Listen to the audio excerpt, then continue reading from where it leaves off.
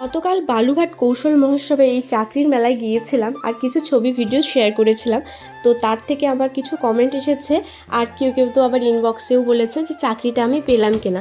তো চলো প্রথম থেকে সম্পূর্ণ অভিজ্ঞতাটাই তোমাদের সাথে শেয়ার করি। তো প্রথম দিকে কিন্তু আমাদের যাওয়ার কথা ছিল না। তো দুপুরের দিকে যখন আমরা দুজনে একটু ফাঁকা হয়ে যাই তখন হাজব্যান্ড বলল যে চলো ঘুরে আসি।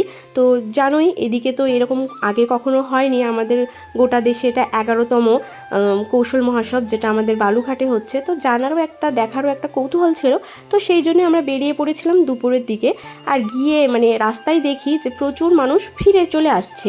তো বাসে করে বা হেঁটে দেখে আমাদের এক পর্যায়ে মনে হয়েছিল সব মনে হয় শেষ হয়ে গেছে।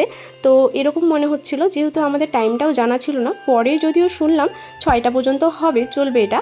এখনও কিন্তু আমরা গিয়ে দেখি অনেকটাই ভিড় ছিল। আর ভিড় দেখে আমি বুঝেই গেছি যে আমি সেখানে যেতে পারবো না। তো আমি বলেই দিলাম হাজব্যান্ডকে, তুমি গেলে যাও, আমি কিন্তু যাব না। আর সব থেকে বড় ব্যাপার হলো আমাদের সঙ্গে বাচ্চা ছিল, তাকেও তো একজনকে দেখতে হবে। তো আমার হাজব্যান্ড জমা দিয়েছিল। আর সেখানে আরেকটা দুঃখের বিষয় কি, কেউ কেউ অনেক সকালে গিয়েছে কিন্তু এটাই বুঝতে পারছে না, রেজিস্ট্রেশনও করেছে কিন্তু বুঝতে পারছে না কোথায় জমা দেবে, কোন চাকরির জন্য অ্যাপ্লাই করবে। তো এরকম একটা ব্যাপার ছিল। সেখানে সব ধরনের মানুষই কিন্তু গিয়েছিল। সবাই হয়তো ভেবেছিল গিয়ে একটা হয়ে যেতে পারে, একটা চাকরির শখ তো সবারই থাকে। তো আমার হাজব্যান্ডও কিন্তু জমা দিয়ে এসেছে, বেশি সময় লাগেনি, ঘন্টাখানেক লাইনে দাঁড়াতে হয়েছিল। তো সেইটুকু সময় আমরা অপেক্ষা করেছিলাম।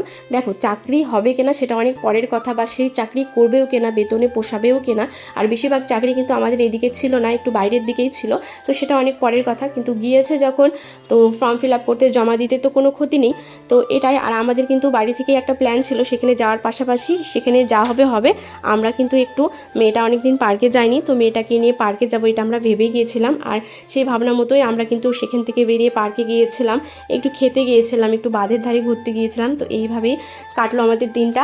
আর আমরা যখন মানে আমার হাজব্যান্ড যখন জমা দিচ্ছিল তখন কিন্তু কোনো রেজিস্ট্রেশন হচ্ছিল না, আর কোনো ইন্টারভিউ নেওয়া হচ্ছিল না। তখন কিন্তু শুধু তাদেরকে হোয়াটসঅ্যাপ একটা গ্রুপে জয়েন করে নিয়েছে, কারণ অত মানুষের তো একসাথে সেভাবে রেজিস্ট্রেশন করানো, ওদেরও একটা ধৈর্যের ব্যাপার আছে, করানো সম্ভব নয়। আর অত লোকের তো ইন্টারভিউ নেওয়া সম্ভব নয়। তো একটা গ্রুপে অ্যাড করেছে, বলেছে পরে জানাবে। তো এই নিয়ে কাটলো সেদিনের দিনটা।